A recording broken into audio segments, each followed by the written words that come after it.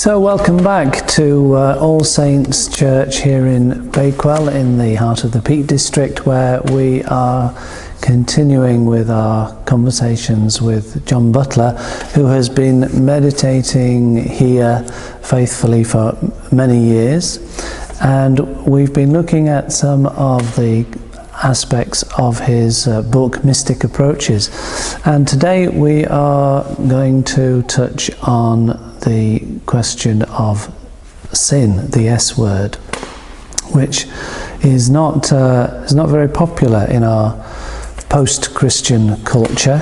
It's since the fall, it's fallen out of favour, the word sin in our vocabulary. But John has a chapter devoted to addressing this question, dying to sin, and I'm going to just begin by quoting a short passage. Man, as we know him, consists of this dichotomy between two selves. While true self is perfect, spiritual being, the egoistic false self is the cause of all our trouble, so-called sin. John, what can you share with us to help us understand this dichotomy between the perfect self and the false self? Well, perhaps the most widely recognized example is that of a newborn child.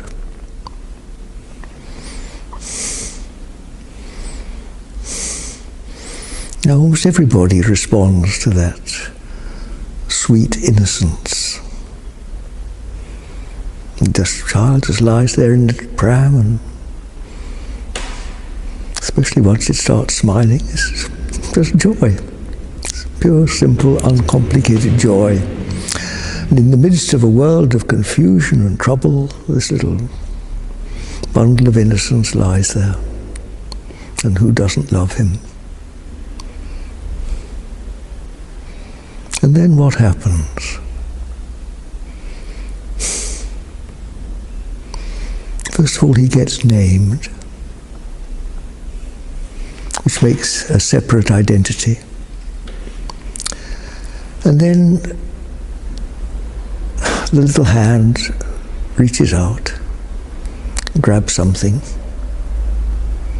and very often the parent aids in this process of saying, "Do you want it?"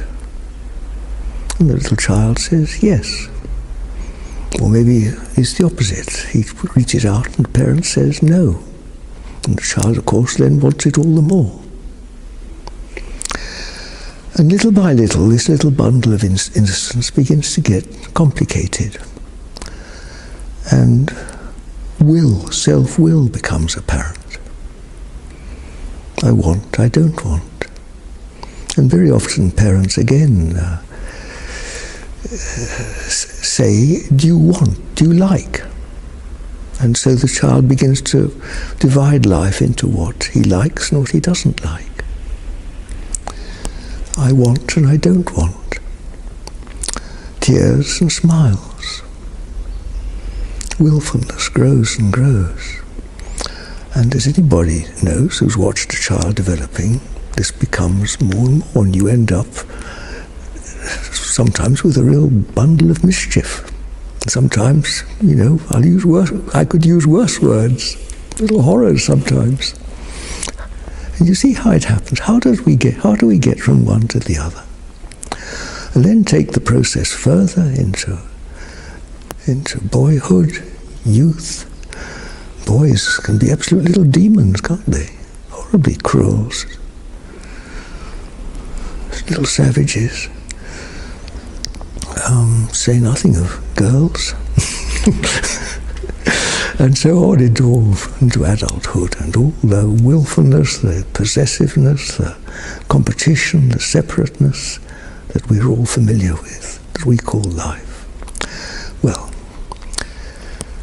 call it what you will, this process, but it's recognized. It doesn't really matter what you call it. Call a rose by any other name, it smells as sweet. Call it sin or falling into illusion or the false self. And because instinctively, man, we all actually want to be happy and free and loving and peaceful, we find we're not. And so we end up searching for something you could call lost innocence, for that paradise that instinctively we know is, or once was. So we play our roles, strutting and fretting upon the stage. We go from boyhood to manhood to old age, in a way adding to our performance. Are you suggesting that to get the better of sin, actually what we need to do is jettison some of these ideas, some of these roles, to get back to this lost innocence? It's natural to look back. And we see a whole series of things that we've done and been. For example, I remember my childhood, I remember my school days, I remember my longing to be a farmer, my long happy years as a farmer, the journeys I've made, numerous fallings in love, and then the long gradual process of moving from not being a farmer to being something else, to being something else, to being something else, to being an old man. Am I an old man? Well, doesn't that also come to pass? And what is it that knows all this anyway? You know, I look in the mirror and I see an old man, but actually I'm ageless. I'm not old at all. So what was this thing we call life? Was I a child? Was I a boy? A strong young man? Or were these all just, as it were, as Shakespeare described it, all the world's a stage and all the men and women merely players. We have our exits and our entrances. And one man in his time plays many parts. And what happens when the show's over? I think of my life. I extend it, everybody else's life. The whole world consisting of innumerable lives. I've just been persuaded to enter into YouTube, and up on my screen comes millions of faces. So many faces, and of course everybody presents their beautiful faces, don't they? It's happy, smiling, attractive faces. But that's not very real, is it? We're not always like that by any means. It's somehow something rather unreal about it. It isn't actually what, well, I won't say for anybody else, but it's not what I feel I am. And if I'm not my own John Butler, and I'm not at all sure whether, I even belong in this world, the whole world of all these multiple personalities. And then I come back to feeling this stillness, this nameless, formless presence where I actually feel more at home these days than anywhere else. And I recognize that's actually what I am. I'm not this mortal creature of 80 years old, soon to pass on to something. I'm actually more like the observer of this lifelong performance. I'm not really of this world at all. I'm free. And the amazing thing is that I'm much happier. I'm actually complete now. I'm not looking for anything. I'm complete in a way that I've never been when I was this or that, a transitory performance in the world, always searching for something. I don't search for anything now, except to enter more deeply, totally, into that reality, which again, amazingly, is always present now. It's timeless, it's spaceless, it's always now. It's pure consciousness, it's spirit. You can't see it, it's invisible, but it's everywhere. This is life that informs everything else. It's like the air in balloons. What we call life is like the skin of a balloon, and when this floods into it, it expands, it becomes something, and then it deflates and goes back to dust again. But that life, that's what I am. Life. Alive. Alive as I've never been before, even though I'm going to die soon. But I'm not really going to die. I can't die. I'm immortal. I'm not mad at all. I may be out of my mind, and that's a very good thing, because you see that mind itself is just, as it were, a mental performance emanating from this primal being of what I am. Somewhere else in this chapter, John, on dying to sin, you say sin is a product of our own minds and only we keep it in existence. Can you expand on that a bit for us? This is one of the difficulties about spiritual unfoldment.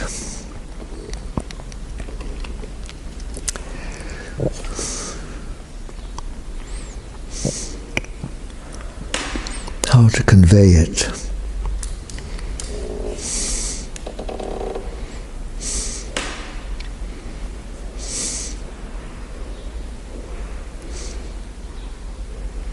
I'm afraid words don't always serve us very well in this respect. I think that's really why, in many ways, I feel most comfortable these days just being silent. Silence speaks louder than words.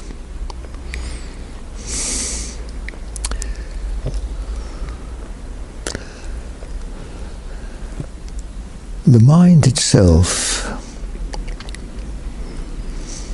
is not enough. Just as I explained that how the physical body, the visible body, is like a great emanation. You might almost call it a great out-breath of that completion that one actually is, which then sort of erupts into mind, first of all, the manifest forms of mind, before gradually consolidating and crystallizing into what we call name and form. First of all, we have pure being, I am. And then, just like we think of something, think you want to go on holiday, it gradually takes shape and form in the mind, and it finally manifests, incarnates, if you like, into a body, be it man or any creature on earth. But until we get some glimpses of that higher being,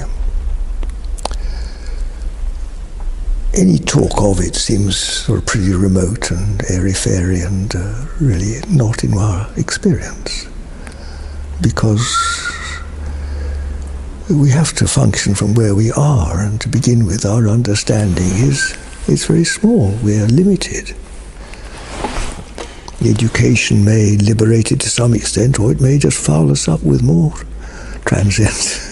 I think that's why these pure experiences of climbing a mountain are actually probably more helpful than a head full of facts. I think that's why you take the example, for example, of cherry blossom, which the beauty conveys much more than a whole encyclopedia of facts about what it is and how it's made. In a way, this is what science does. It tends to dissect things so much that you end up knowing more and more about less and less. Whereas the heart instinctively looks at cherry blossom and just expands into joy, beauty, thankfulness, whatever it is. So you see, there are different levels of knowledge. There's sensation, physical sensation. There's mental knowing, intellectual knowledge, and a bit deeper than that, there's what we call the knowledge of the heart. Also, in the same chapter, John, you say, if truth is that which doesn't change, the truth of man is not the man we know. What is this nature of unchanging truth? Well, we arrive at it in many ways. We get glimpses throughout our lives.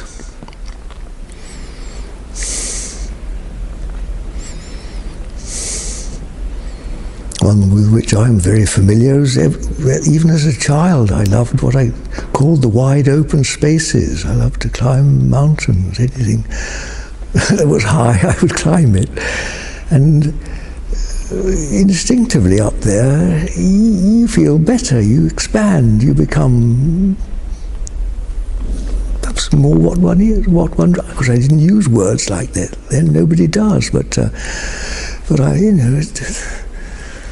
living here in the Peak District is a great walking area, and everybody recognises it's a great place for walking. They go up in the hills and they come down and have had a lovely day. They feel better. It's such an instinct, isn't it, to expand out of the mundane troubles of every day into something where you experience freedom, something more about what one really is. You sometimes feel more right up there. Many other things touch us in this way. Great beauty, experience of love, falling in love. You enter into a new existence for a while, don't you, until it sort of settles down. So there are many clues that we receive in life. Some people, read something in Scripture, for example, that changes their life. They still realise there's more to it. And so the search is taken step by step. And this really, looking back, well, I feel now life was a great lesson, really, a great school in which those early insatiable longings for love, for freedom, have gradually been fulfilled. And now I'm in that blessed state of, I've never been so happy. In a way, because it's coming, not because it's so much because it's coming to the end, because it's opening up to something even better, which is the truth. That completion which life in the world never is. Because it always comes to an end, doesn't it? Everything does. The happiest marriage is one of you die, or the holidays come to an end. Everything comes to pass in this world. It's transient, that's its nature, and something in man demands more than that. Well, of course, truth is interpreted many ways, isn't it? But I like the definition, that which doesn't change, because it immediately eliminates all that comes to pass. And again, it's much easier when you look back from old age, because you just see these changing scenes that have come and been completely dominant in your life at that time. You knew nothing else. And then they pass, and so you end up with a long his story. And somehow, that's what it is. It's a story, it's a history. And the narrator, or the experiencer, is not the experience. And that, again, we can see it very simply because observing anything, the observer is nearly always still in relation to what it sees. Now that's one to consider, but it's very practical. You can experience it just. And it's often the stiller we are, the more we see also. So there are many clues as to this unchanging self. How we all long for security, for the love that doesn't change, for there's something that we're not satisfied with transience. And eventually, I think it's mostly by a process of elimination. We simply grow out of the transient in life, and we come more and more to recognize what lasts. At first we think of things like nature that goes on. Man comes and goes, but the land goes on. The mountains last. That's why we love old churches. There's a sort of continuity about them. But even they moulder away eventually. And what is true? Well, what is there here now that is true? What is here now that doesn't change? It's certainly not you or me. We're here today and gone tomorrow, aren't we? The church itself will moulder away. So what doesn't change? Well, if we're still, we sit in stillness, don't we? Now this stillness is unshakable. All the bombs in the world can go off and it doesn't move at all. The world as we know it can come to an end. Never mind you and me. And this stillness is still there. Now, stillness may seem nothing to those to who haven't delved into it. But one of the great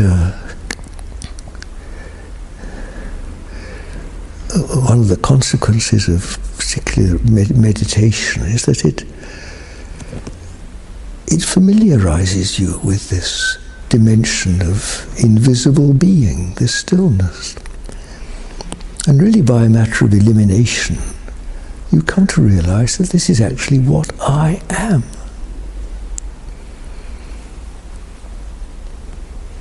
What is it? As Jesus says, I am the truth. And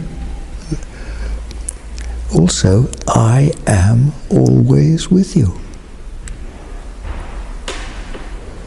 And then, following on from that, he says, go in peace. Well, peace is stillness, isn't it?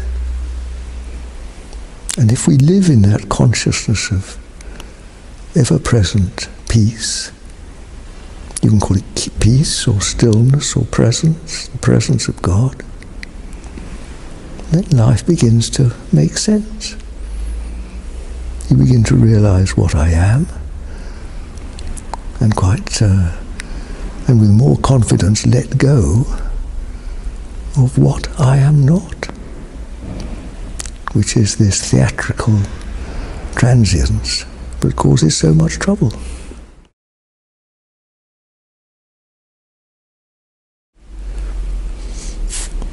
It was certainly very important for me to learn to meditate when I was 26 years old. I'd gone to South America before then, trying to make the world a better place, full of idealism as a young man. And I remember once, after many disappointments there, sitting on a mountainside one day, and a sort of inner voice seemed to say, to make whole, be whole. Of course, I didn't really understand what that was, what that meant.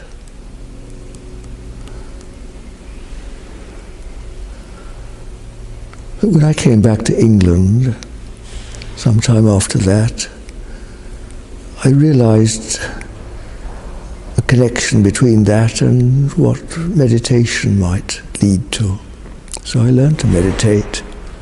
I was fortunate, I went to a very good school that taught me very well. And I practiced that all my life. But what I remember particularly was the very first time I meditated. And it all opened up.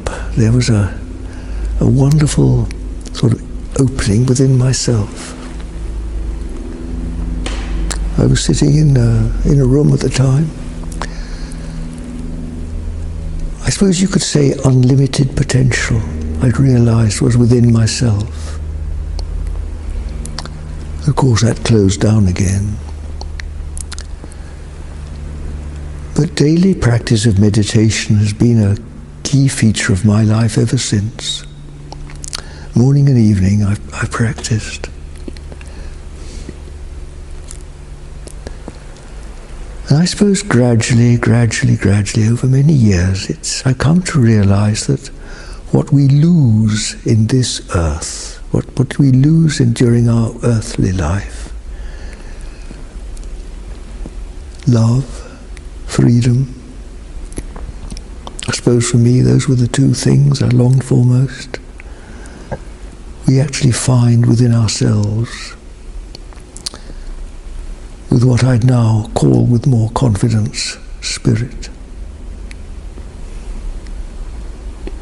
And very, very gradually we begin to see things from a more spiritual point of view.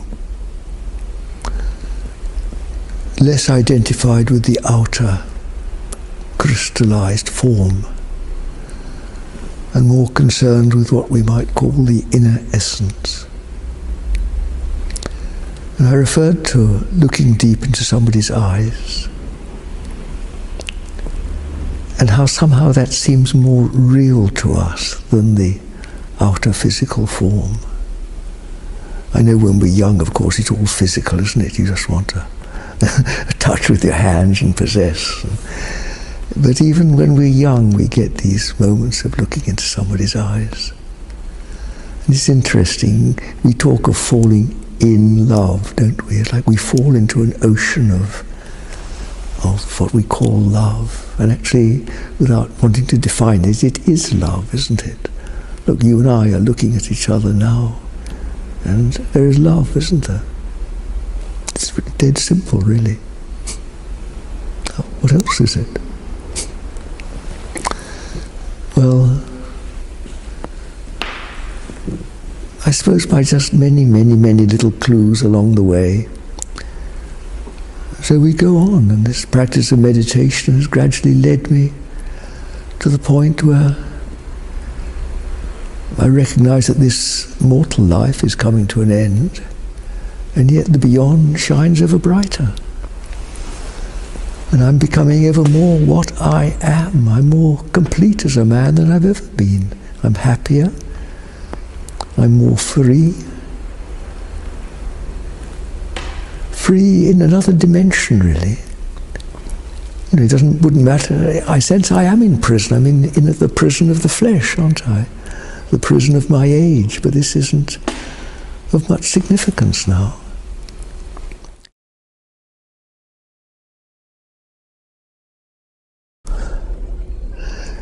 We seem to have this quality in all of us of seeking for more happiness, for deeper love, more meaning in life. That's a good one. Yes, that always meant something to me. What does it mean? What's life for? What am I meant to be doing? What is a good life? What are these things? And worldly answers didn't really satisfy me. That leads us on, certainly.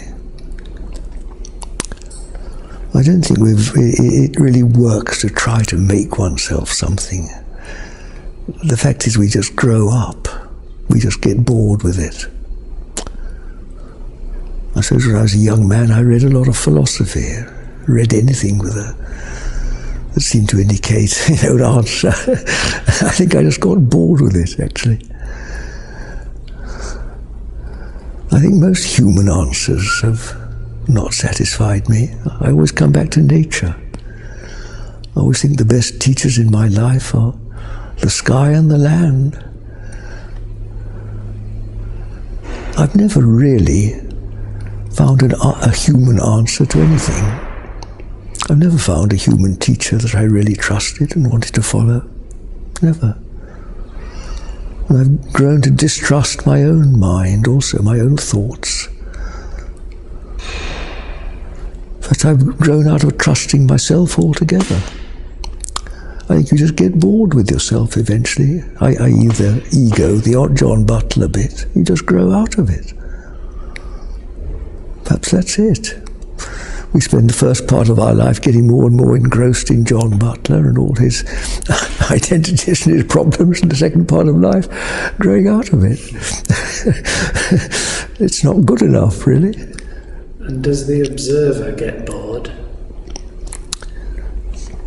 Well, the observer is an interesting one, because what is the observer?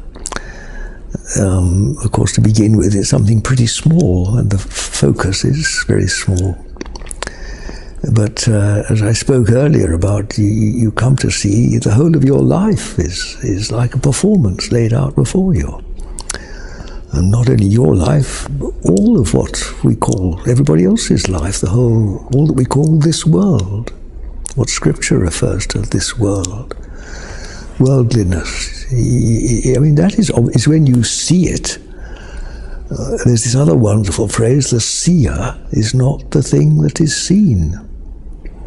That's the one that bears much repeating, the seer, i.e. the one that sees. You're not that which sees, are you? It's obvious, really. When you can see the whole of your life in that way, it's obvious that's not what you are. It stands to reason, doesn't it? It couldn't be simpler, really. And the essence of the unfolding of truth is this utter simplicity. There's no doubt about it. All our questions, all our problems arise from separation. And when you find this oneness, this I am, end of problem. You're complete. I think completion is one of the best words I can find for it, really. You're whole, made whole, complete, one. And totally satisfied, totally, utterly complete. It's absolutely marvelous.